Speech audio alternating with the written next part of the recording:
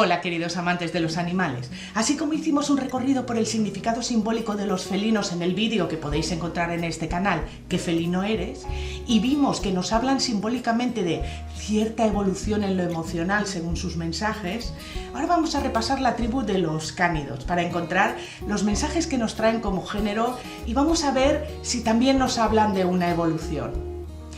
Los cánidos descienden del zorro gris americano. Este animal es el ancestro del género Canis, por tanto es el cánido más antiguo y es un cánido pequeño y ágil y vive en las ramas de los árboles, es trepador y es el más felino de todos los cánidos, es como una transición, así que podríamos decir que sí, simbólicamente los cánidos son una evolución de los felinos y tiene sentido siempre simbólicamente hablando porque, como vimos, los felinos nos traen mensajes acerca de nuestro mundo emocional. Pero los cánidos no son físicamente ondulantes y flexibles como los felinos, sino que son como más brutos y toscos.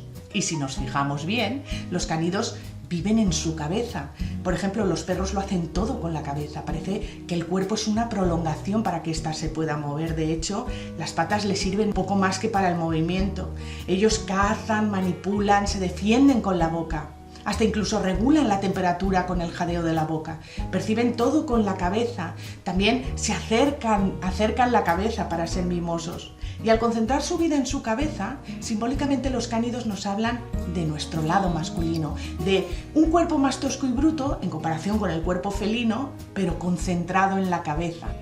Los siguientes en la evolución son chacales y perros salvajes africanos, que simbólicamente bajan del árbol e inician la evolución hacia los cánidos actuales. Ellos inician las normas sociales, la estructura social, pero con jerarquías muy simples y normas muy básicas. Inician la comunicación también entre ellos con lenguaje corporal y sonidos, pero son más reducidos y primordiales.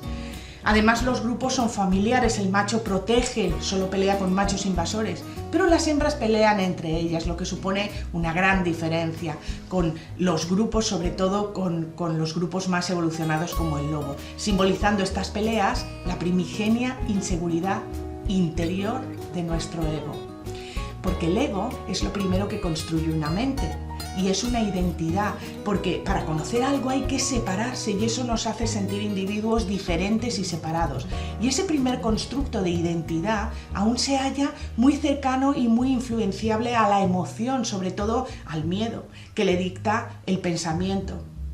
Además, también los perros salvajes son los pioneros en usar ardides, engaños, estratagemas, porque, por ejemplo, cuando se acerca un depredador lo distraen alejándolo de la madriguera mientras los demás cambian a los cachorros a otra madriguera. Y también se les ha visto haciéndose los muertos y luego cazando a los carroñeros que se acercaban a ellos, como una transición al siguiente nivel de los cánidos, que es el coyote. El coyote simbólicamente supone una evolución porque es el rey del engaño, de la argucia y de las trampas para cazar. Digamos que las perfecciona. El coyote simbólicamente nos habla de la segunda cosa que hace la mente, que es querer controlarlo todo, querer controlar los acontecimientos, tratar de llegar a los resultados intrigando, influenciando para conseguir el objetivo, porque aún está muy dominada por lo emocional. Y los coyotes son famosos por usar estrategias para cazar en grupo, poniendo compañeros escondidos o trampas invisibles a la presa, que a veces cae en ellas, en esas trampas, pero a veces no. Y así el coyote nos despierta simbólicamente al hecho de lo estúpida que es a veces nuestra mente, ¿no? Ese ego que se resiste, nuestro hipercontrol fruto de todos nuestros miedos y nos enseña a aflojar, a dejar de tomarnos tan en serio, con esa risa entre lágrimas de sus aullidos. Nos enseña que reírse de uno mismo es más sano que la severidad y la sobriedad de las creencias limitantes de nuestro ego. El siguiente grado evolutivo lo marca el zorro. Su capacidad de adaptación a todos los climas y lugares del planeta nos habla simbólicamente de elevar la astucia y las tretas del coyote a otro nivel, que es el de colocarse en el lugar del otro. Su mimetismo o camuflaje nos trae el mensaje de hacernos uno con el otro hasta comprenderle completamente, por tanto, de salir de nuestra torre aislada de ese ego y por fin ver al otro. El zorro simbólicamente nos trae el mensaje de aprender a empatizar, no solo adoptar el lenguaje corporal del otro cuando conectamos con él, sino ponerse en su situación, ponerse en sus zapatos e imaginar sus retos, sus interpretaciones de la realidad, sus miedos y sus propósitos vitales. Aunque aún le falta algo, y nos lo refleja el cánido más evolucionado de todos, que es el lobo, que es el más complejo y evolucionado, como digo. Es altamente sociable y posee un sofisticado sistema de comunicación que comprende aullidos y lenguaje corporal y construye una estructura jerárquica muy amplia donde la base es una tribu con varias familias, pero se organizan con una eficacia pasmosa. Para eso crean muchas reglas estrictas que todos siguen a rajatabla. Además, el macho alfa no es el padre del grupo como antes, sino un líder con una responsabilidad, y no obtiene esa plaza por ansias de poder o por ser el más fuerte y agresivo, sino porque es el más seguro de sí mismo, y entonces los siguientes en el rango lo están retando constantemente. Sus manadas están muy unidas y funcionan de forma intuitiva por el bien mayor, lo que les permite cazar juntos presas mucho más grandes que ellos, y usan el acoso mental.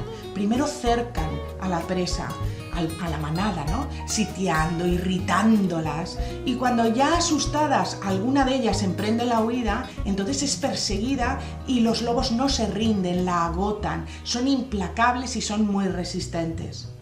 Simbólicamente nos traen el mensaje del maestro interior, de aprender, de esa parte de nosotros que busca lo nuevo, el investigador, el innovador, el que aprende, y luego vuelve al clan y comparte ese saber con los suyos, con los que se siente absolutamente unido. Y sin duda trasciende y mejora la empatía del zorro, ¿no? Y la eleva a ese nivel de la compenetración. Es un estado en el que comprendes y amas y te sientes unido a todos.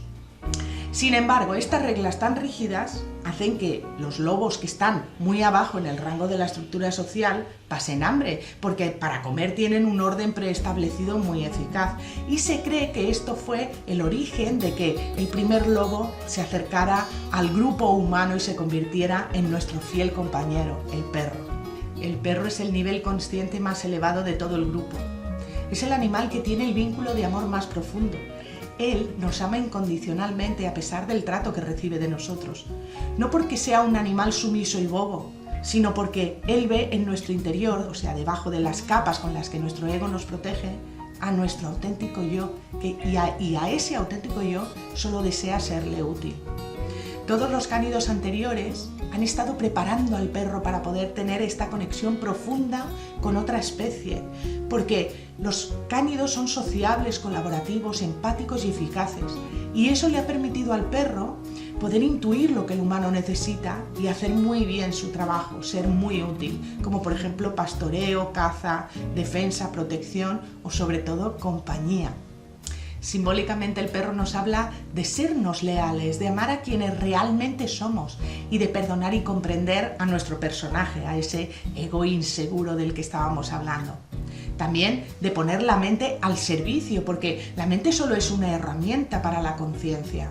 Conciencia que comprende por un lado a nuestro propio ego y sus interpretaciones y límites, pero también comprende a los demás. Conciencia a la que se llega tras un largo proceso, que siempre pasa por unir mente y corazón, lado masculino y femenino, como el mismo perro que en su cuerpo ejemplifica lo masculino, pero en su alma personifica lo femenino o el corazón al vibrar en valores tan elevados. Que la conciencia animal nos guíe.